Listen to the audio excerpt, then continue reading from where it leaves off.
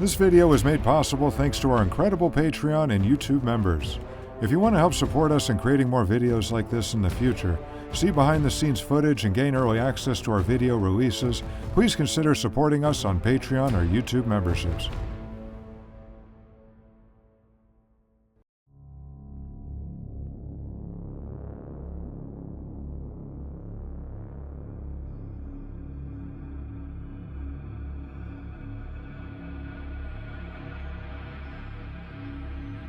There is no other option. I will refuse to consider diplomacy. We must go to war. You refuse to consider diplomacy? Have you forgotten who you are talking to? You are a Mournival lord, and your role is to advise. This is not your decision to make. What you are considering is dangerous and misguided. You cannot consider a diplomatic resolution with these people.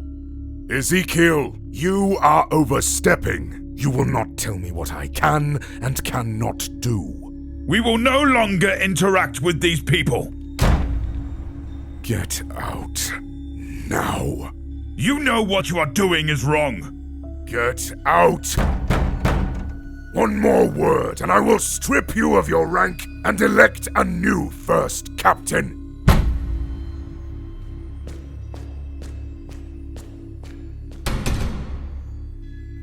The silence in the chamber was suffocating, and no one dared to speak unless they were given explicit instructions to do so. Tarik. Yes, Lord. Go find him. Calm him down. Advise him that I might be ready to listen to his apology in 2 hours. Suggest to him that when he apologizes, he will be on his knees, and his voice will be whisper quiet. Torgaddon nodded and quickly exited the chamber. Aximand and Loken both turned to follow Torgaddon, but Horus stopped them. You two, stay here. I'd like to talk to you. Aximand and Loken reluctantly sat before their Warmaster and waited for him to speak. Horus closed his eyes. He took a deep breath, then exhaled before opening them again.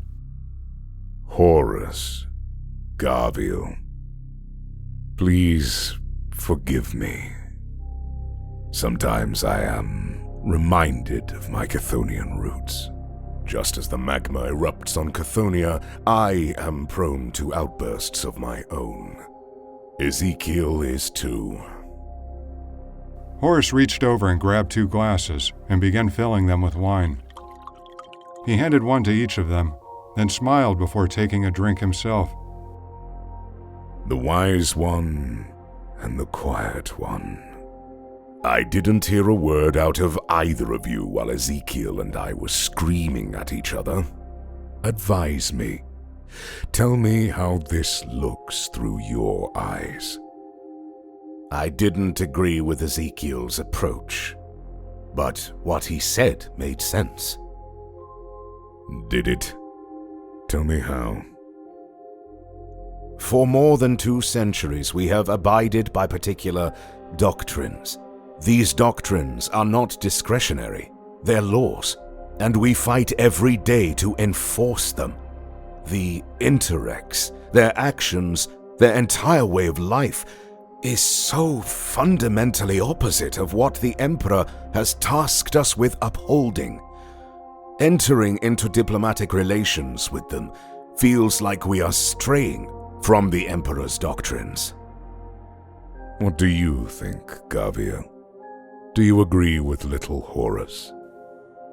The argument to go to war with the Interex is sound, but I am interested in why you think it isn't. At last, a thinking man. The comment from Horus ended the debate inside of Loken's head as to whom the Warmaster considered to be the wise one. Horus smiled, then stood up and slowly walked towards a mural on the wall. The mural was an enormous painting of the Emperor, stretching his arms out to surround the stars that were spinning by him. Look at this painting. You see how he's scooping up all of the stars. When I first met the Emperor, beloved by all, one of the first things he told me was that the stars are the birthright of mankind. I was only a child, but I remember it so vividly. He pointed up to the dark night sky and told me that those glimmering lights were ours to master. Every little gleam of light that you see, imagine a different human culture, flourishing societies that are free of tyranny and injustice. He said to me, "Make no mistake, Horus, and they will be ours." Only moments before, Horus had been screaming in a fit of rage at Abaddon, but now that seemed like a lifetime ago, as Loken found himself completely captivated by the Warmaster's story. Horus was about to continue, but another voice interrupted from the back of the room. But that didn't happen, now did it? Sanguinius entered the chamber, and Loken and Aximand jumped to their feet to offer their respects to the angel before he dismissed their attempt. Sit down, you two. Let us hear Horus out. My brother's rude interruption aside, he is correct. I don't understand. What didn't happen? The 3 words the Emperor said to me: make no mistake. Sadly, I have made mistakes. I don't know what mistakes you speak of, Lord. After our victory on Ulanor, there have been 2. The first of which happened on 6319. Our first conflict, following my elevation to Warmaster. I could have handled it differently, but I didn't. There was no need to bring violence to that world.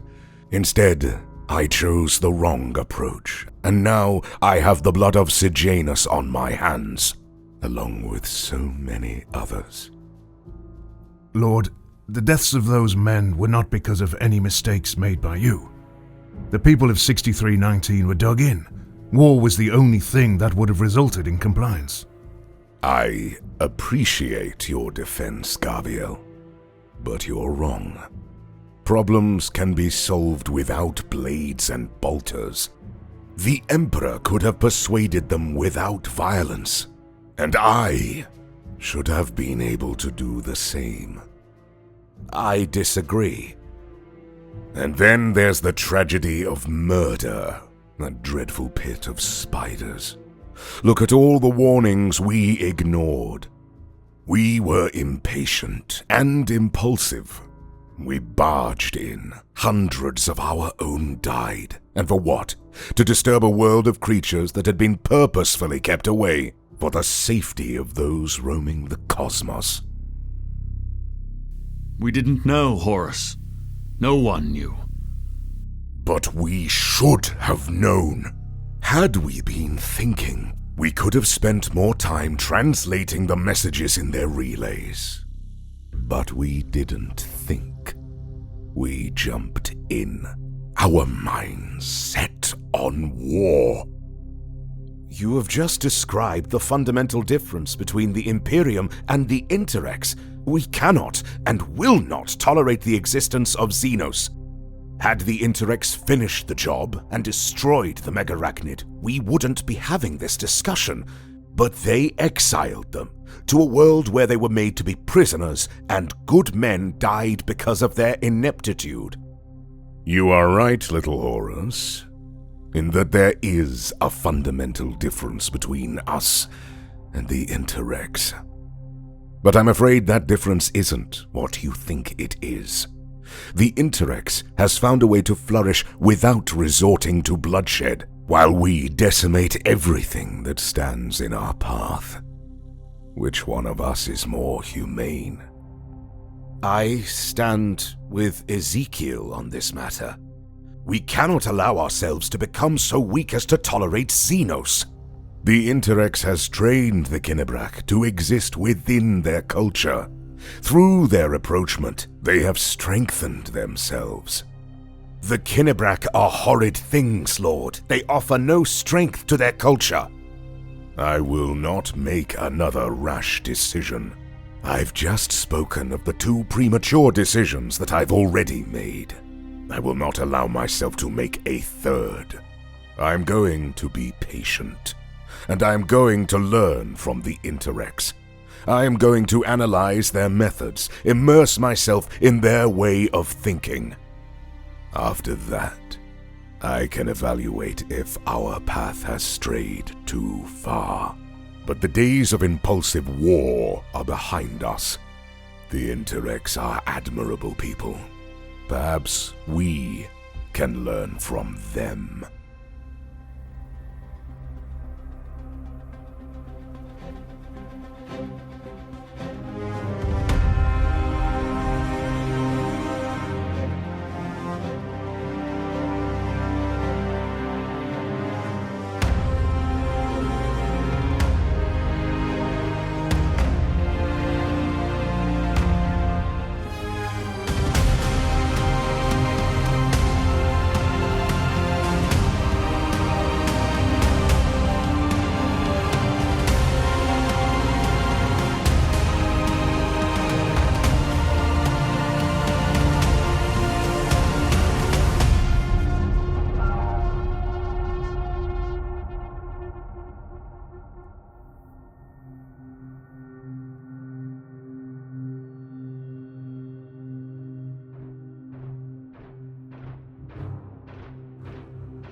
Loken watched in silence as 50 soldiers clad in green metal armor marched onto the vengeful spirit. One of the flagship's embarkation decks had been cleared from top to bottom to host the diplomatic meeting. It was truly a sight to behold. The entirety of the first company assembled in 2 lines, and the Mournival stood in the empty aisle between them. Like First Company, the Mournival stood in full armor, except for Horus, whose bare head was on display. After 48 hours of intership communication and profound diplomacy, it was agreed that they would hold a meeting on the vengeful spirit. A diplomatic meeting, where the Luna Wolves would host their new guests, the Interex. These humans led the interstellar craft that Horus initially thought to be support vessels for the Megarachnid, and after exchanging intership transmissions, it was determined that their languages were similar enough to communicate without issue.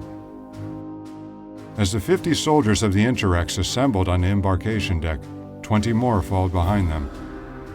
These soldiers were shorter and bulkier, and wore brown and gold armor. Loken assumed by their appearance that they were stronger, heavy troopers. The last of the Interex to descend onto the deck were a group of 5 envoys and a larger group of instrument-wielding men that were referred to as Materge players. The Interex shared little resemblance with the Astartes of the Luna Wolves. Their soldiers were tall, almost as tall as the Astartes, but their technology differed completely. Their armor was nowhere near as bulky as the Luna Wolves' ceramite plates, and their weapons seemed primitive by comparison. Bows? They approach us in a ship almost twice the size of the Vengeful Spirit, and then come aboard carrying bows? They're ceremonial, I'm sure. Those would be of no use in actual combat. Neither would their armor. There's no chance that would protect them against any real weapon. The person that Horus presumed to be the lead envoy approached him and stood directly in front of him. I greet you on behalf of the Emperor. The Materge players began gently playing their instruments, and Horus abruptly stopped speaking. Our translation form. They played melodies that, to the untrained ear, sounded like music. It was known as the aria, and these harmonic melodies were played during any vocalized conversation with the Interex. It's quite disruptive. Horus smiled as he spoke, to inform the envoy that he held peaceful intentions. It is for comprehension purposes only. It provides clarity to conversation. We seem to be understanding one another quite clearly. Then I will instruct them to stop. No. We will communicate as you do. Let them continue. The envoy nodded, and the aria carried on. I greet you on behalf of the Emperor of Mankind, beloved by all, and in the name of the Terran Imperium. I accept your greetings and return them on behalf of the Society of the Interex. Thank you for your kindness. And for yours. Is this true, that you are from Terra? It is. Old Terra, that was once known as Earth. You are able to verify this. Horus smiled and nodded at the envoy. Of course I can. Are you familiar with Terra? Very much so. We are also Terran. It was our own world ages ago. If what you are saying is true, then this meeting holds great significance. It has been thousands of years since we have encountered anyone from Terra. This is why we travel the stars, in hopes of locating the lost families of mankind. I am Diath Shen, Abrocarius. I am Horus, Warmaster. Diath's smile faded, and he frowned as he spoke to Horus. Warmaster. It is the title given to me by the Emperor of Mankind. I am his proxy, and his most senior officer. The title of Warmaster is powerful. It implies hostility. Does your fleet have military ambitions? We are comprised of military components. The galaxy is quite dangerous. We would place ourselves at considerable risk if we were to roam it unarmed. I see that your men are also armed. Diath Shen looked over the vast deck, his eyes meeting the stares of hundreds of Luna Wolves Astartes. We strategically placed advisory beacons throughout the system. These beacons transmitted a warning that Eurysarak was uninhabitable.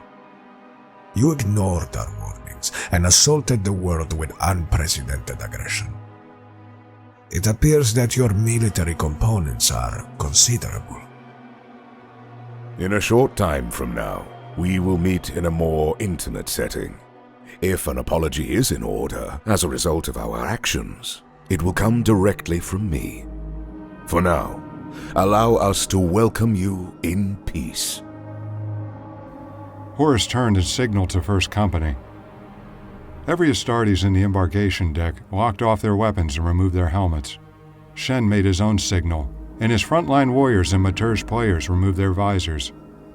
The Interex and the Astartes both stared across the aisle, their human eyes meeting each other for the first time. But as the squat, heavy troopers in brown and gold armor removed their helmets, the atmosphere changed, because the faces underneath their armored helms were anything but human.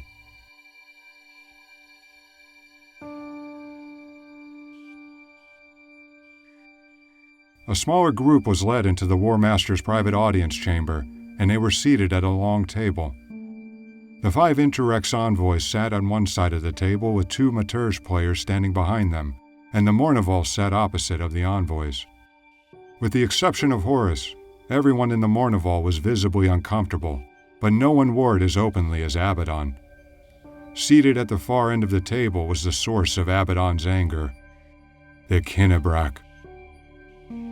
The Kinnebrack were an advanced species that had existed for well over 15,000 years.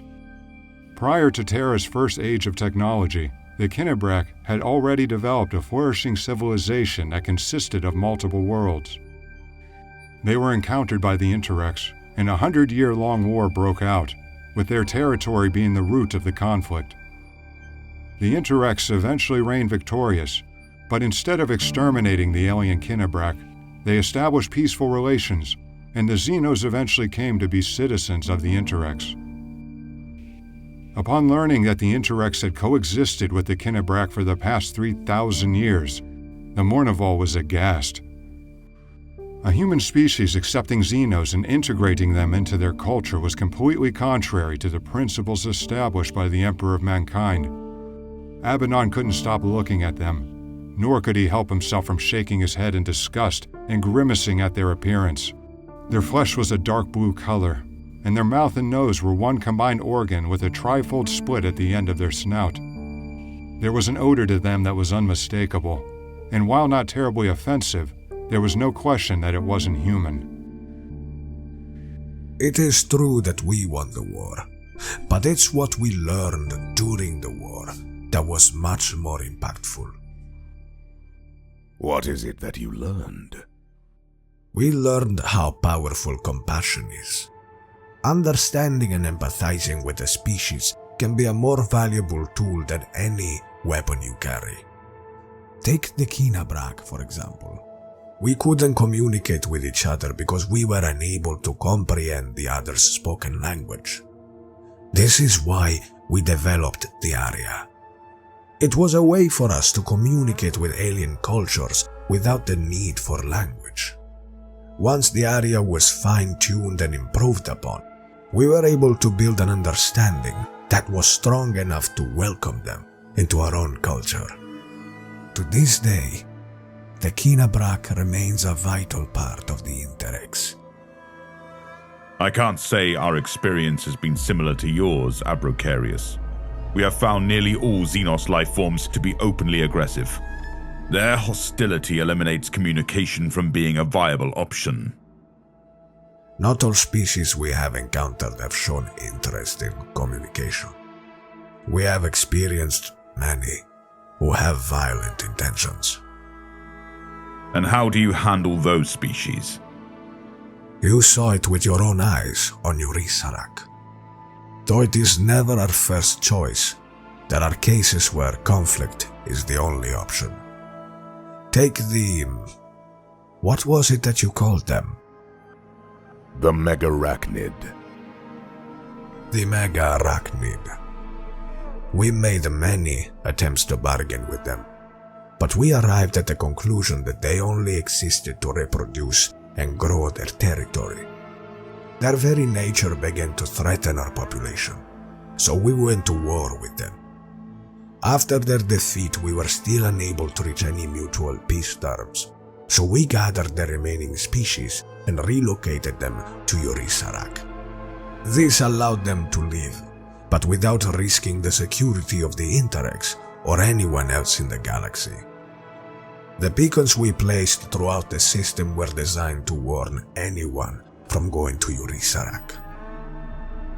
Why not destroy them? You said it yourself, that they showed no willingness to communicate with you. You had already gone to war with them. What stopped you from killing them all? We have no right to cause the extinction of any species, regardless of how incompatible our cultures are.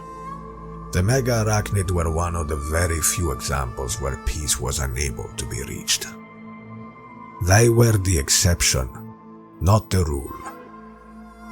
Abaddon was about to respond to Shen when Horus interrupted him. I commend your methods, Abracarius. Your humble approach is admirable, and we owe you an apology.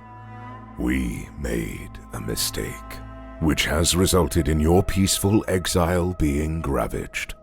The Imperium offers its most sincere apologies for this offense.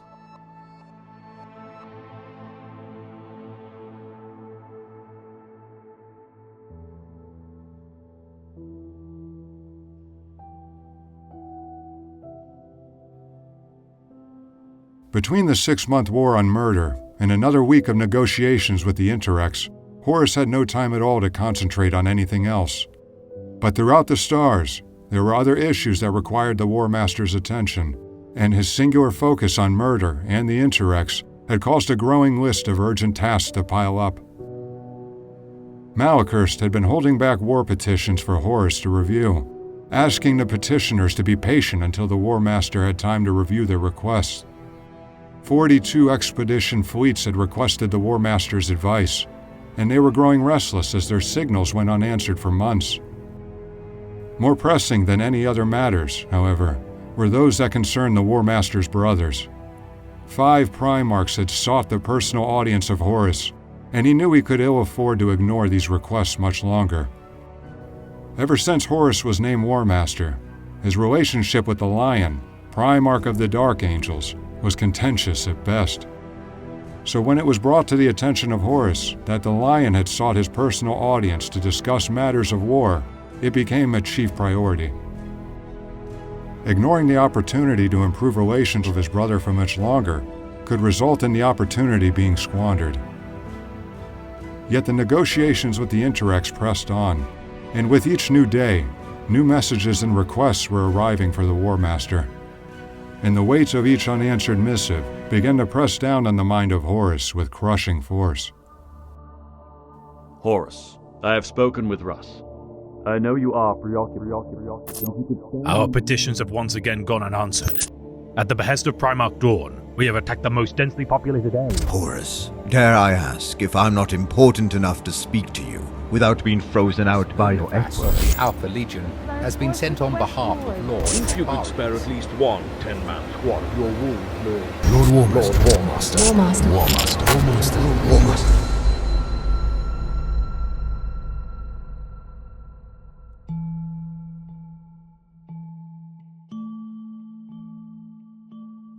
Lord Warmaster, please. You must know that Terra alone cannot oversee such an extensive process. Remember, we are masters to over 1,000 worlds now. The time is now. I disagree, Lady Rathbone. Some of these worlds are hanging on to compliance by a single thread. Taxation will push them over the edge. Their people will revolt. The Imperium must begin to support itself. It is too early. The smoke hasn't even cleared on many of these worlds. They are still rebuilding from the ground up. The Emperor has insisted upon this issue. Has he? I received the order directly from Malkador the Sigillite. Tributes must be collected, and a process must be implemented so that these collections are withdrawn on a routine basis. This is premature. This can be done, but it will take time. If we force the issue and implement taxation now, we are almost certain to fail. The Emperor has insisted upon this issue. Just to clarify, is that the Emperor, beloved by all? Yes, Captain. That Emperor. I have a duty to perform, and that is what I am doing here. If you take issue with this, perhaps you should bring your concerns to the Council of Terra. Thank you for your time, lady. Allow me to discuss this with my advisors. I will prepare a formal response for your delegation soon. She nodded at Horus and turned for the door, but not before directing a menacing glare towards Loken.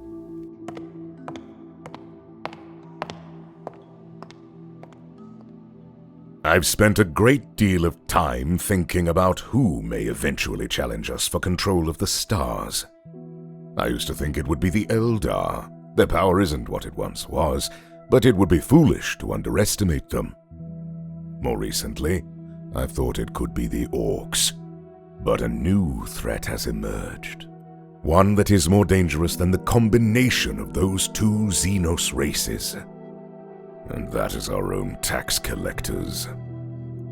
Of all the issues that rest upon the shoulders of Horus, that which was delivered by Elena Rathbone of the Executor Administrators was the most damning of them all. Malachurst and the Mournival brothers laughed, but Horus' face was stone serious. I wish I were joking. What the Executors and the Council of Terra are asking of us could destroy so much of what we've worked for. There will be uprisings, many of them, and all of the progress made during this crusade will disappear. Oh, but the Emperor has insisted upon this. Don't you remember? I find that hard to believe. My father would never agree to something that would cause so much instability. He must be too consumed with his own work to know about this. That's the only sensible explanation. Our empire was forged by warriors, and at the peak of our supremacy, we've handed over control to civilians and clerics. This is too much and too soon.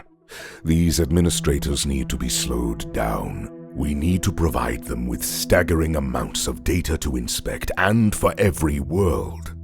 If we can drown them in documents, we can overwhelm them and delay this ridiculous plan. It will only keep them on the sidelines for so long, Lord. They have already provided preliminary tithe figures and calculation methods for many worlds. Do it anyway. Overload them with information. Just slow them down any way you can. I need room to breathe. I'll get to work on this at once, my lord. The Lion wants to sit down with me, as does Alfarius, and Lord Commander Farvarus has a list of requests. Other brothers, too. Vulcan and Kurz are the most recent to reach out, and Throne knows how many expeditions. And yet, it feels like returning to Terra and confronting the Council is more imperative than anything else. What a cruel predicament. When I was named Warmaster, I couldn't have dreamed that the Council of Terra would be who I would be going to war with. I was not wrought for this. Then we should consider the Interex, Lord. First Chaplain Erebus of the Wordbearers had arrived 2 weeks prior, and like everyone else, he was seeking favor from the Warmaster. But almost immediately upon his arrival, he realized that Horus was under a prodigious amount of pressure, and felt it best to postpone approaching him with his hands out. Instead of adding to the Warmaster's ever-growing list of inquiries, Erebus opted to help him. He began providing counsel and advising the Warmaster and the Mournival anytime they requested his assistance. Erebus already had a strong relationship with Aximand, Abaddon, and Torgaddon, and after joining the expedition, he wasted no time in establishing a solid bond with Loken. For this, Erebus was universally welcomed and appreciated. The Warmaster had begun to grow tired of the seemingly endless line of people asking something of him. Erebus was invited to dine with the Mournival, to drink with them and Horus in their private chambers, and to counsel them on various matters related to the Crusade. By all appearances, he was stepping onto the vengeful spirit to help, and this was a refreshing change. I agree with you, Erebus. I'm being pulled in every direction, with everyone trying to convince me that their situation should be a top priority.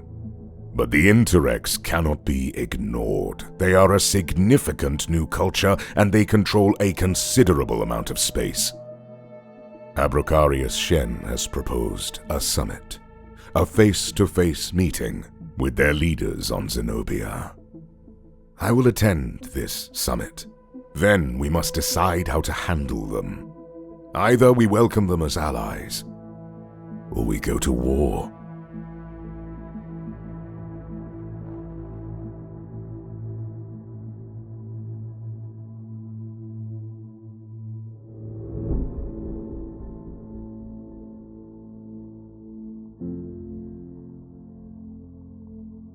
A sleek escort barge descended towards the landing port that rested within the capital city of Zenobia.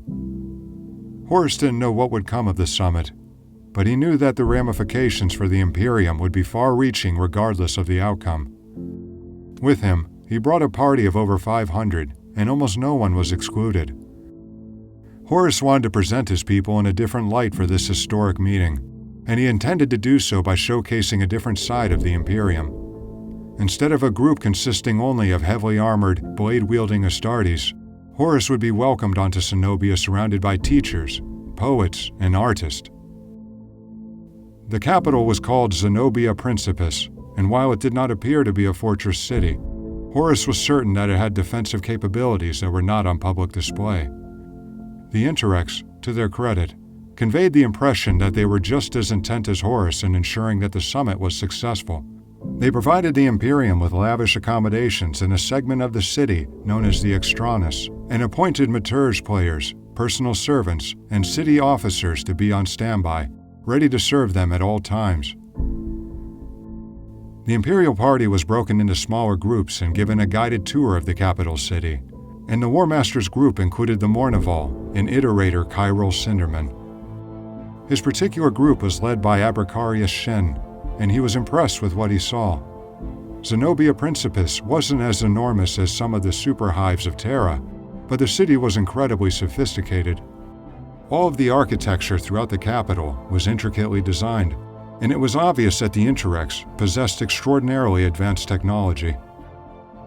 Eventually, their tour stopped outside of a grand building that resembled a museum. Horus was introduced to the senior Interex representative who would be leading the summit.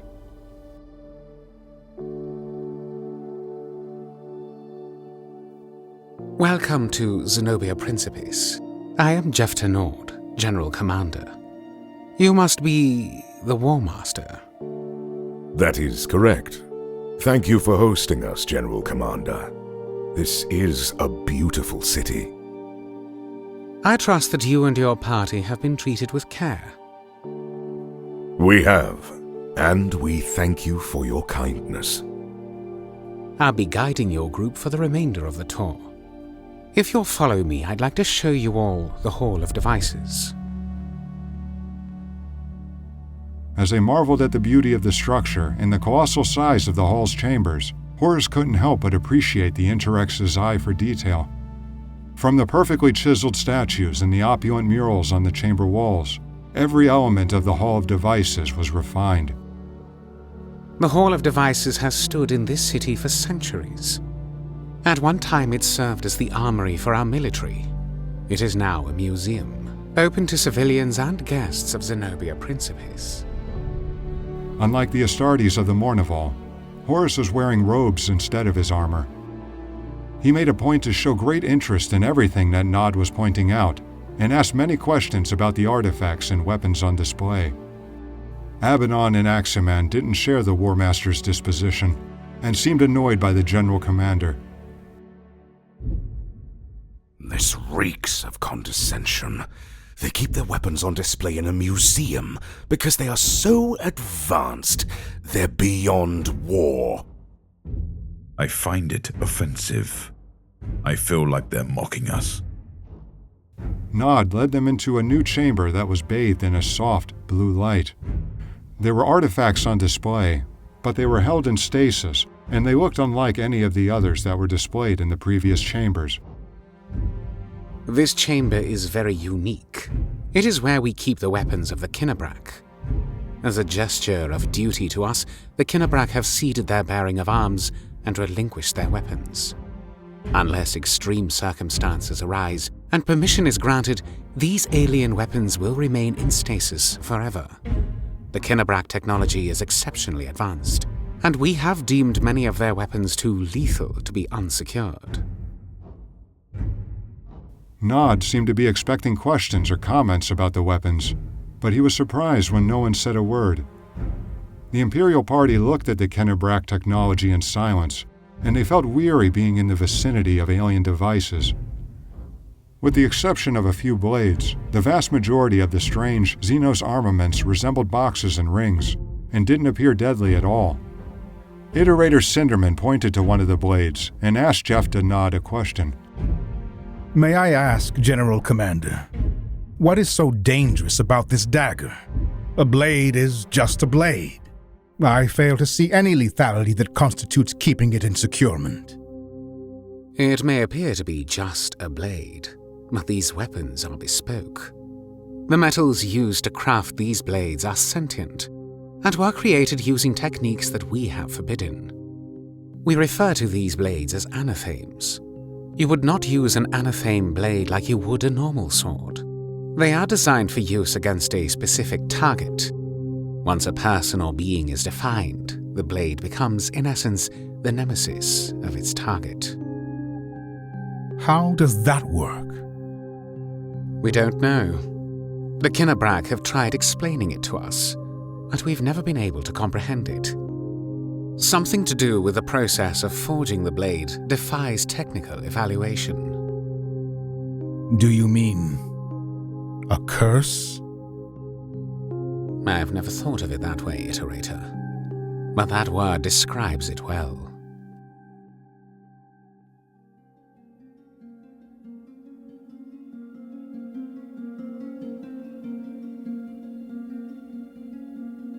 2 weeks had passed. 2 weeks of relentless negotiations and meetings until the late hours of the night. And there was nothing to show for it. It seemed that no matter how positive the meetings had gone, the Interex were determined to keep the Warmaster at an arm's length. They were intrigued by the Imperium and made it clear that they had no desire to cease discussions with a people that shared their same ancestral past. Still, the two sides were not making progress, and the feeling was that they were headed towards an impasse.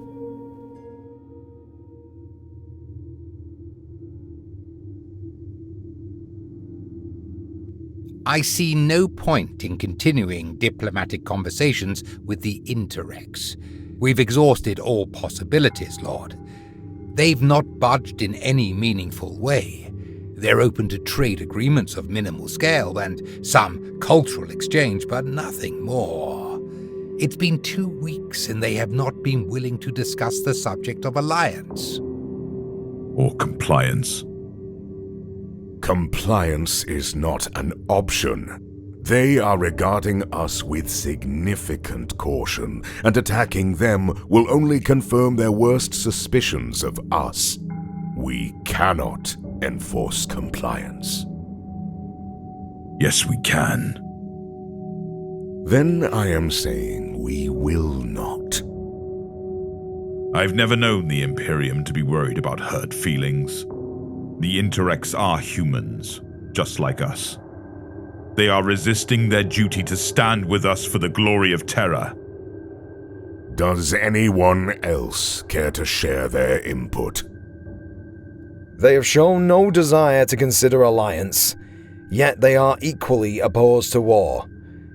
They acknowledge our ideals, but insist on pursuing their own destiny and remaining independent. War. That is the only answer. Why are we wasting our time?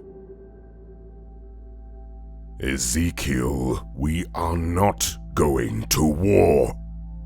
They control more than 30 systems. The scale of a war with the Interex is too large. Even if I was open to the idea of war with them, which I am not, now is not the right time. Lord, between the initial meetings with their envoys and this summit, we have been embracing them with open arms for more than a month. They have shown no willingness to form an alliance. They refuse to consider our ideals. They openly accept alien influence into their culture. Why are we tolerating this, Lord? We have never turned a blind eye to our principles before, and it sickens me that we are doing so now. I've heard enough, Ezekyle. Ezekyle has a point, Lord. The chasm between the society of the Interex and the Emperor's model of humanity is too vast. Unless they are willing to adapt their way of life to one that aligns with the Emperor's ideals, then I see war as the only viable option. Perhaps the Emperor's model is too rigorous. Those in the chamber hung their heads in silence, not wanting to catch the gaze of their Primarch. I cannot believe this. You're wearing it on your faces just as I am.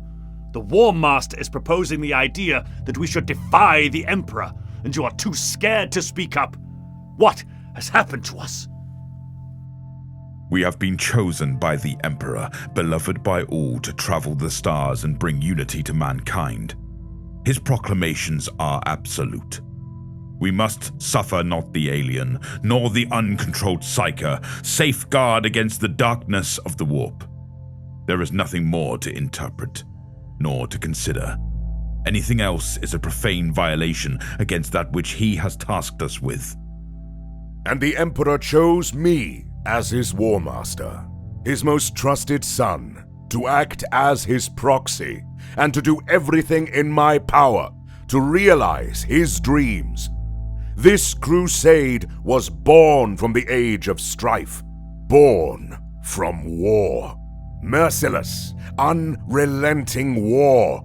The approach that we practice today was adopted during a time when the only alien forms that existed were hostile, and when humans were either with us or against us. War was the only option. But that was over 200 years ago. The obstacles that stand in our way today are not the same obstacles that existed during the Age of Strife. Look around, Ezekiel. The galaxy isn't what it used to be, and the majority of war has long concluded. Why do you think the Emperor is on Terra, while we are here carrying out his plan? The people of the Interex are not monsters, and they are not our enemy. If the Emperor were with us on this crusade, I believe he would see how vital it is that we adapt to what is happening now, not what occurred 2 centuries ago. Horus paused for a moment and looked around the room. No one spoke, but he had everyone's full attention. There is no compelling reason to go to war with the Interex, and I know that the Emperor would not want us to destroy them absent of one. As his most honored son, he has placed his complete trust in me to make these very types of decisions. And I am asking you, as my sons, to place your trust in me, just as my father has.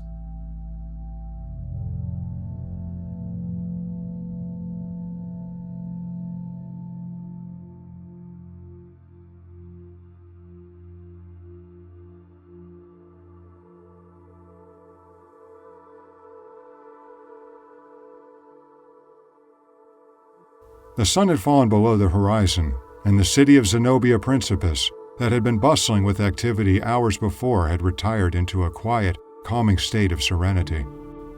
Jephta Naud's picturesque, 6-story residence stood near the center of the city and offered breathtaking views of the coastline and the lush rainforest that made up the capital. His residence was equally quiet.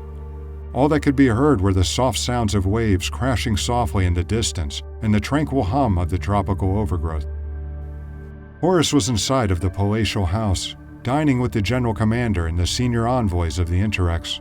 He was hopeful that he could convince Naud to agree to a commitment that would show their talks were leading to progress. He was confident that he would have a better chance of success in a more casual environment as opposed to a formal, diplomatic meeting. He had a number of commitments that he planned to press Naud on, but there was one that was more significant than any of the others. If he could convince the Interex to recognize the Emperor as the official authority of mankind, then the rest would fall into place. Loken was uneasy with the idea of continuing negotiations with the Interex, but he was confident that Horus would navigate the situation with his unmatched political prowess. Sanguinius had left a few days before, ultimately deciding it was time to return to his legion and allow Horus to finalize negotiations. The Interex did not permit foreigners to carry weapons in Zenobia Principus, but they agreed to allow a small squad of armed Astartes to serve as a protection unit for the Warmaster. Torgaddon and 9 of his men secured the dining hall where Horus and Naud were conversing, while Loken and 9 men from 10th Company secured the remainder of the house.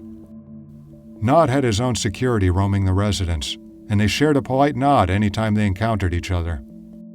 Loken had been impressed with the architecture and the general aesthetics of the city, but he was astonished by the interior of Naud's residence. Elegantly framed art hung from every wall, and the house consisted of numerous freestanding plinths that held a variety of unique artifacts. Some of the artwork seemed familiar and nostalgic, while other pieces appeared to have Xenos influence. Loken turned a corner and entered the western wing of the house. Behind a stasis field and resting on a decorative base, Loken saw a tattered book that looked to be centuries old. As he motioned his hand in front of the stasis field, the pages in the book turned, and Loken began flipping through it.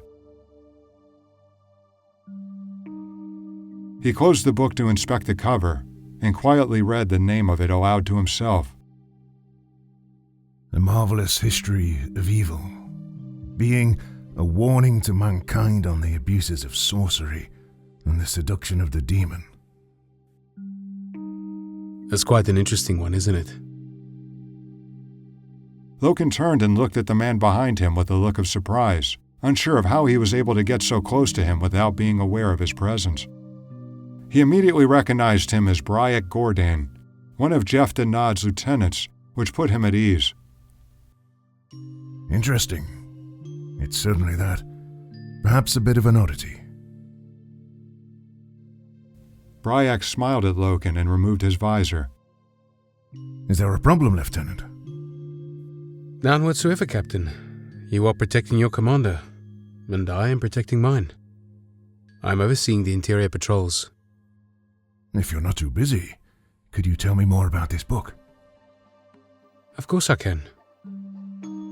Briac stepped closer and waved his hand in front of the field, flipping page after page through the book. It's quite old, this one. It was written before the official founding of the Interex, during the early stages of our expansion into Terra. It's one of the only copies that still exists. It's one of Lord Jephta Naud's favorite pieces. What is it about the book that appeals to him? He views it as a... what was that word you used? An oddity. It's very dark and ominous.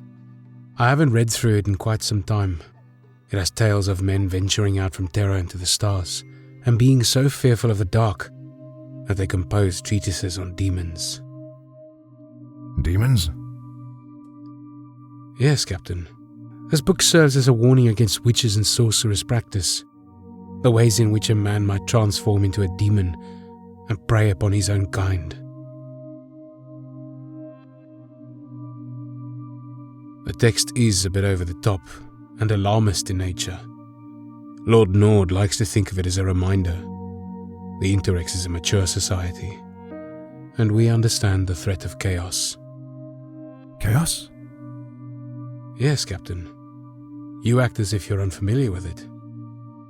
Perhaps I'm confused. I'm familiar with the word chaos, but you say it like it has a specific connotation.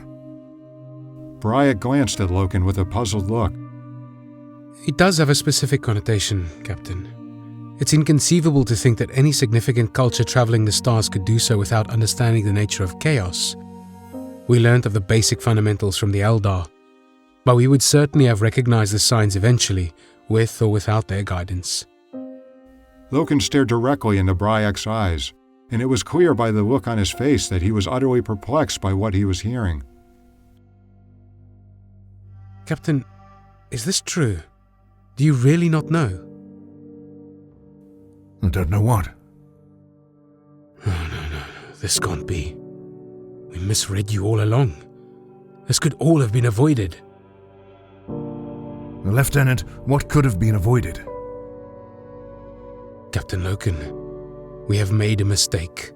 We were wrong about you. Briac, I need you to explain what you are talking about. I apologize, Captain. Chaos. Chaos is the engine of doom.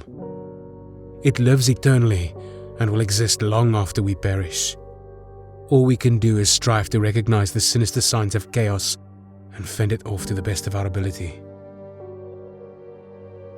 This means nothing to me. I have no idea what you are talking about. Be more specific. I will. But I must go and speak with Lord Naud immediately. He needs to know about this. No, Lieutenant. I need you to tell me here, right now.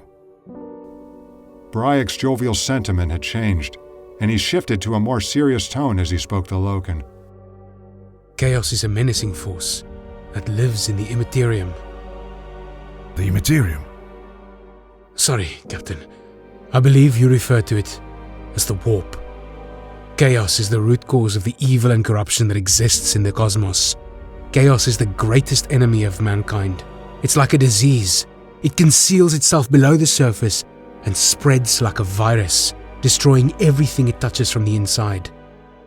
All evil, sorcery, and magic comes from chaos. And this is why we've treated you the way we have. We were overwhelmed with joy to have made contact with our long-lost Terran kin. We've waited centuries for such a momentous occasion. I don't understand, Lieutenant. We have nothing to do with sorcery or magic. I know this now, but when we first encountered you, we couldn't be sure. Chaos can obscure its true identity in ways that are difficult to understand, and there was no guarantee that you weren't agents of chaos. We have learned much of chaos from the Eldar. We understand its destructive power. If we were to let our guard down and allow chaos to infect us, the entire society of the Interex would collapse. So we were overly cautious. We wanted nothing more than to embrace you, but you present yourselves as hostile, warlike beings, and there's nothing more warlike than chaos. What do you mean by that, Lieutenant? That we present ourselves as hostile beings? We've welcomed you with open arms from the moment we made contact.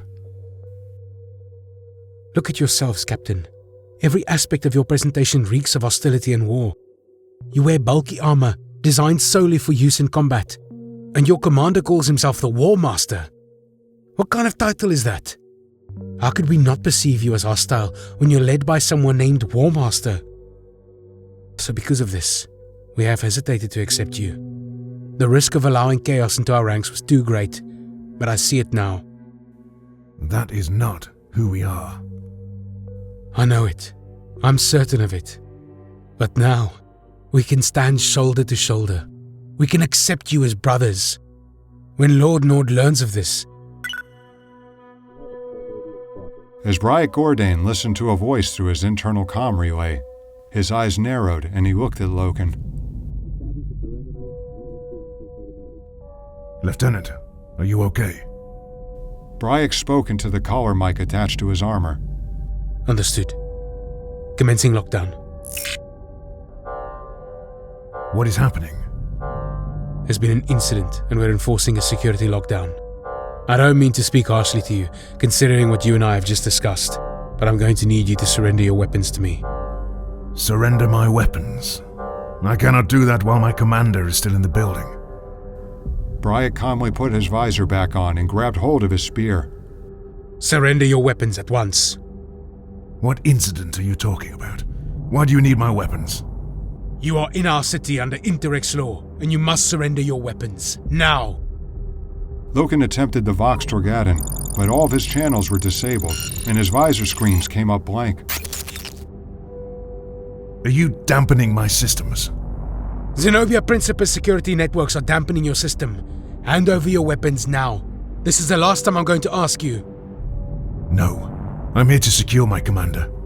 Briac stepped closer to Loken, shaking his head as he walked. You were so close. I believed you. I really did. I don't know what you're talking about, Briac. We had an understanding, man to man, and now you're making no sense. You almost fooled me, but you mistimed your attack. You revealed your intentions too quickly. My attack? The whole of devices is in flames. Enough talking, Loken.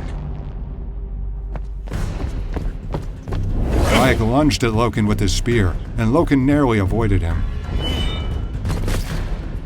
Briac moved at a rate of speed that was difficult to match, and Loken was unable to draw his sword in time to block his spear. 2 more spear thrusts were launched at Loken, and both of them landed against Loken's arm plate. He was shocked to see the sharp edge of the spear slice deep gashes into his armor.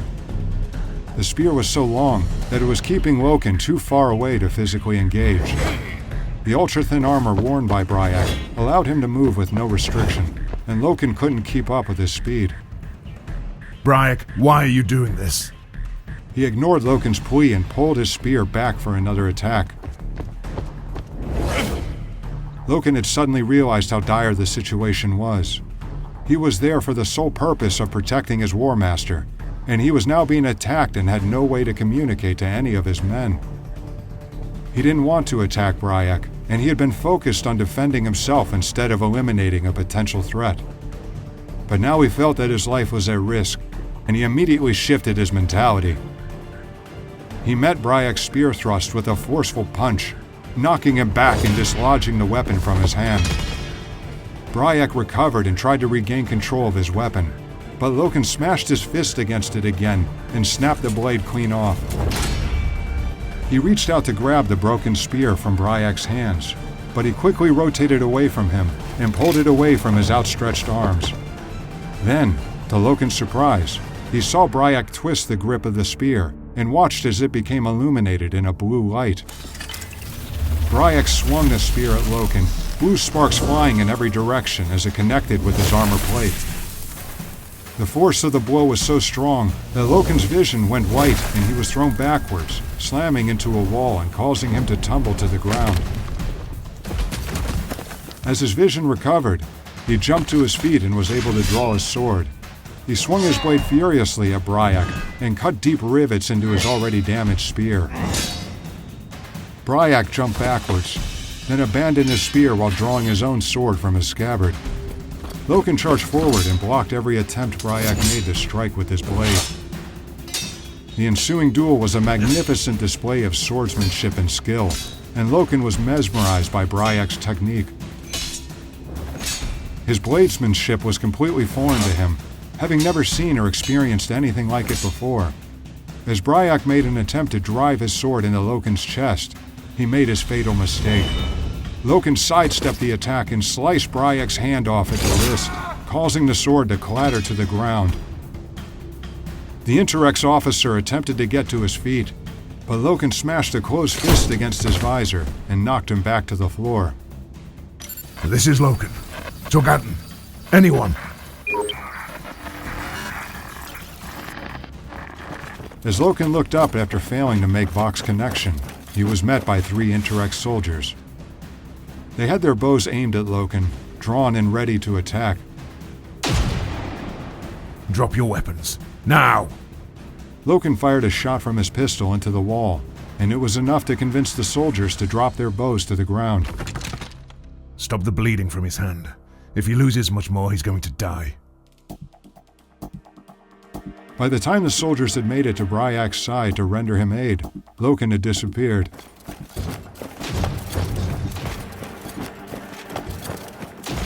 Loken was sprinting down a long corridor, his sole focus on securing Horus from danger.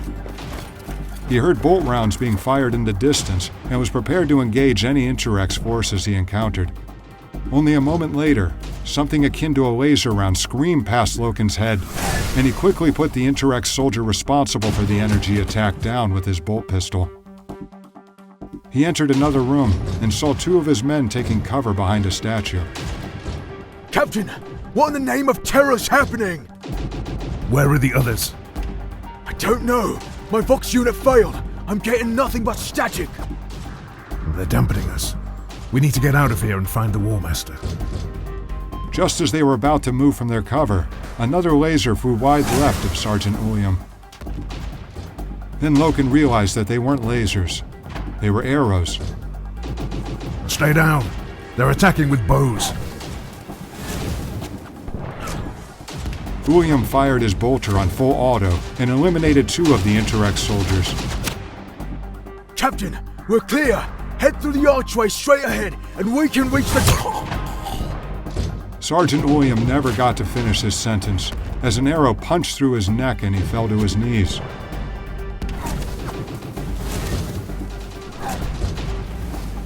Loken was dumbfounded by how quickly everything had changed. He went from having a monumental breakthrough with the Interex to engaging in a full-on assault against them only moments later.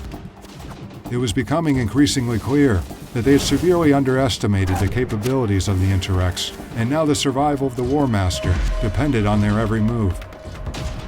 Loken evaded from his position and dodged another arrow in the process. He spotted the soldier who called Sergeant William and picked him off with a perfectly placed headshot. Following William's original plan, he passed through the archway that led into the main dining hall and walked straight into the middle of an ongoing firefight. Torgaddon and 2 others were covering Horus from incoming fire, while another 2 Lunar Wolves were firing at Interex forces through a doorway at the opposite end of the hall. Tarik, what happened here? This is a mistake. All of this. Something has gone terribly wrong. Loken took cover behind a scattering of chairs and a large dining cart. A Luna Wolf lay dead on the floor next to him, with 2 arrows sticking through his chest. Loken popped out of cover to exchange fire and saw another Luna Wolf catch an arrow and fall to the ground in agony. They traded attacks for another few minutes before Loken and Torgaddon's squad eliminated the remaining Interex forces in the hall. Tarik, we need to get him out of here now. We have to get him to safety. I'm not going anywhere. We cannot leave like this. We have no choice. Follow me. Loken led the way out of the hall, and Horus, Torgaddon, and 3 others followed close behind. They encountered more Interex forces as they desperately moved to escape the residence, and after 15 minutes of tumultuous combat, they reached the streets outside.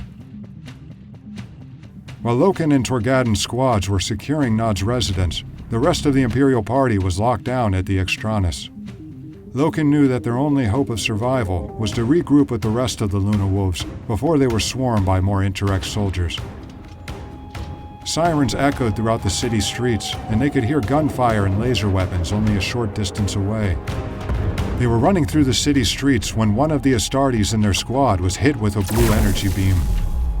The blast incinerated his armor and burnt his flesh so severely that there was no question that the strike was fatal. Torgaddon quickly responded and dispatched of the enemy with 3 successive bolt rounds. We can't stay out in these streets. We have to get to the Extranus. No! I am not retreating. A mistake was made, and we have to correct it. Lord, you're too vulnerable right now. We have to get you to safety. Horus couldn't have expected that his dinner with Jephta and Naud would have devolved into an armed conflict, and because of this, he was not dressed for battle. He was wearing robes instead of his plate armor, and he was completely unarmed and ill-suited to engage with the enemy. I am not going to the Extranus. Do what you must to protect me, but if we don't make an effort to stop this, then everything we have worked for will have been for nothing. And everything will have been for nothing if you die in these streets, Lord. I won't discuss this further. I'm not leaving. As the chaotic sounds of warfare and panic reverberated through the city, Horus looked at his sons of exasperation. I don't understand this. What went wrong? Out of nowhere, Naud was overcome with anger. He lashed out at me and said that we had betrayed them. Something similar happened to me, Lord. What do you mean? On my security patrol, I came across one of Naud's officers. He was telling me of chaos and that the Interex feared we had brought it with us.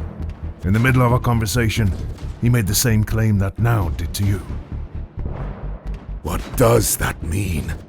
That we brought chaos with us? I didn't fully understand what he was talking about. He said that chaos is the greatest enemy of mankind, that it spreads like a disease. He said that is why they were so hesitant to engage with us, because they feared we were agents of chaos. Jubal. He's talking about Jubal and the warp. The Emperor warned me of this and I failed to recognize it. Failed to recognize what? The warp! I thought we were safe, but I was wrong. It's here. It has tainted the Interex. Lord, I don't think that is what happened. The Interex are trying to protect themselves from the warp. He said that we attacked them, that we set fire to the Hall of Devices. This is what Naud said to me as well. That we stole their weapons. That is where we must go. We can't go there, Lord. It's too dangerous. Either you come with me, or I will go by myself. But I am going to the Hall of Devices.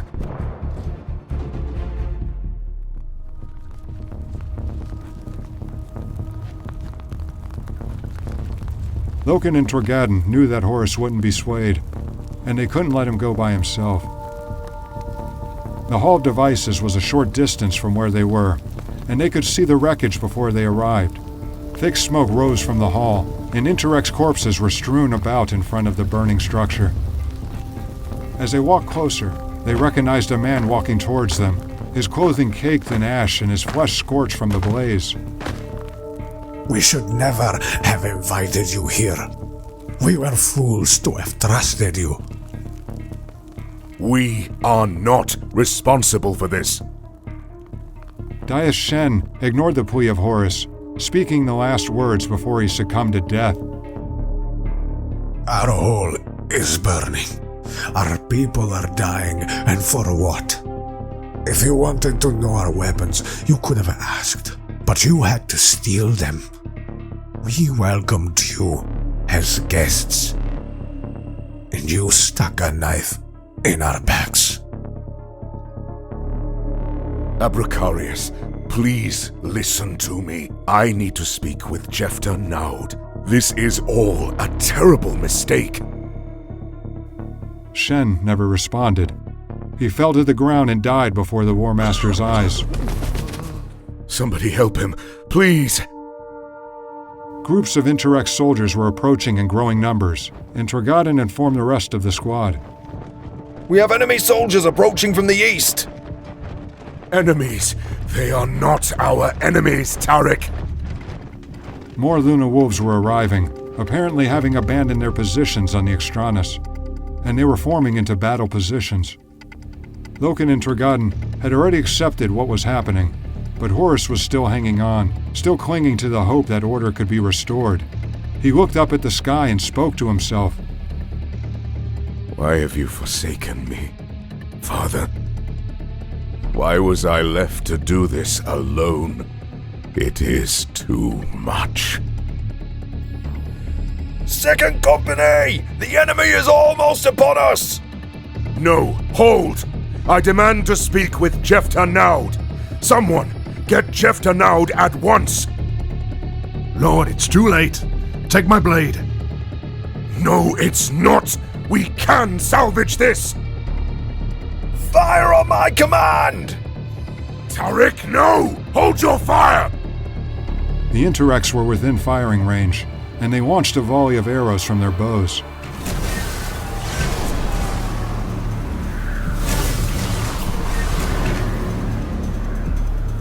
Horus had opened his mouth to scream another command, but before he could make a sound, an arrow had ruptured his arm.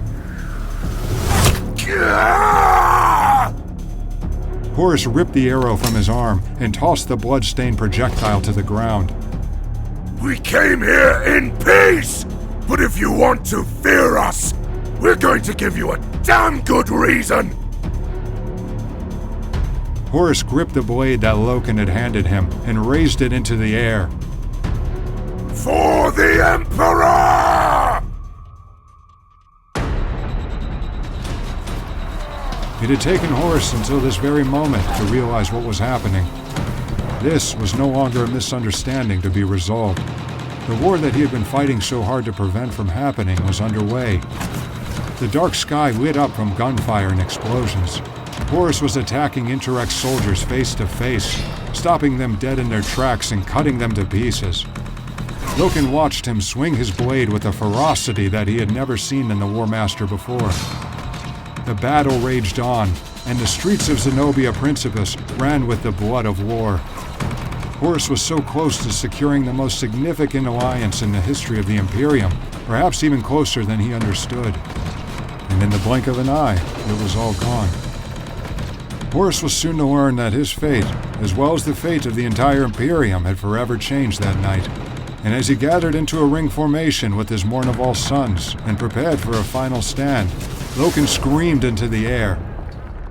For the Warmaster!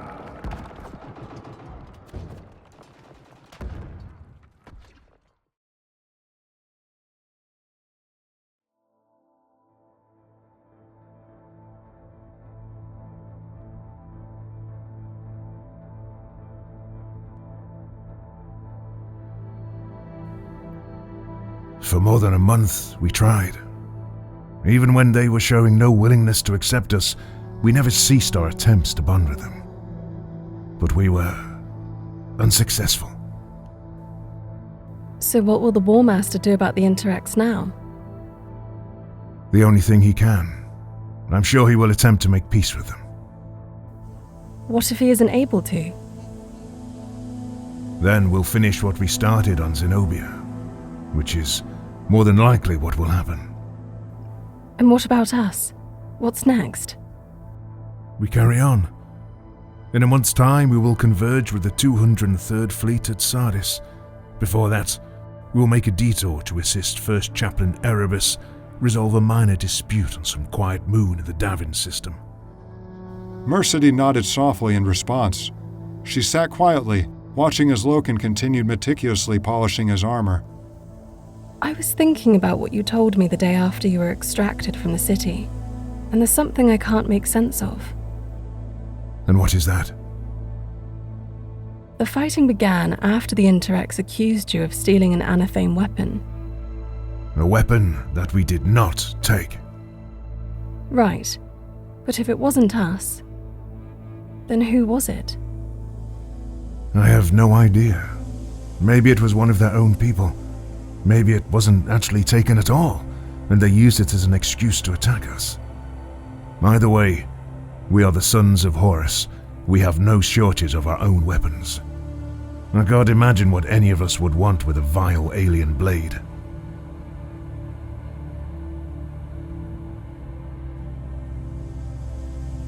"6 weeks had passed since the Battle of Zenobia Principus.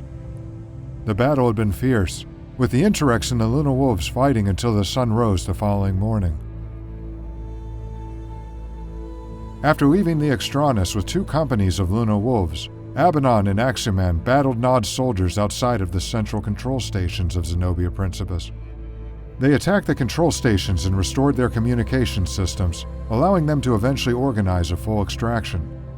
Horus sent a final missive to Jephta Naud, denying the accusations that had been leveled against them and sharing his sincere regret at what had occurred. He never received a response. In the weeks following the incident on Zenobia, the Warmaster made the announcement that the Legion would no longer be known as the Luna Wolves. It would instead be renamed to the Sons of Horus. The Warmaster spoke to the Mournival about his decision and explained that after careful consideration, he came to see the importance of expounding the Legion's authority. From Garviel Loken, surrounded by piles of ancient books in the archive halls, to Euphrates Keeler, who was secretly praying to her god, the Emperor of Mankind, the news of the Warmaster's declaration spread rapidly through the vengeful spirit and was celebrated by all that inhabited the flagship. Yet in spite of their support of the Warmaster's decision, there were a few who quietly wondered to themselves what had gone wrong with the Interex. Like Mercedy Loken, Garviel Loken couldn't stop thinking about the Anathame blade. He thought back to what Jephta Naud had said about the bespoke weapon, and how the alien blade was designed for use against a specific, defined target.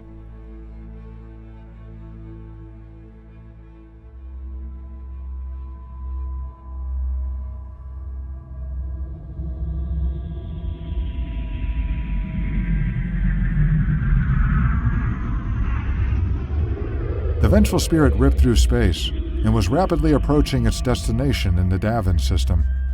Yet unbeknownst to anyone occupying the Imperial vessel, the fate of the Imperium was about to change forever.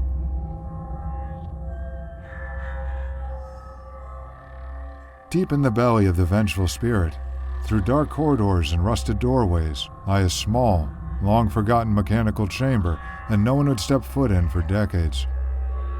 And under the light of a single candle, a man in modest, dark robes looked down and quietly spoke. By the will of the true gods, I name thee, your fate bound to the Anathame. Horus Lupercal.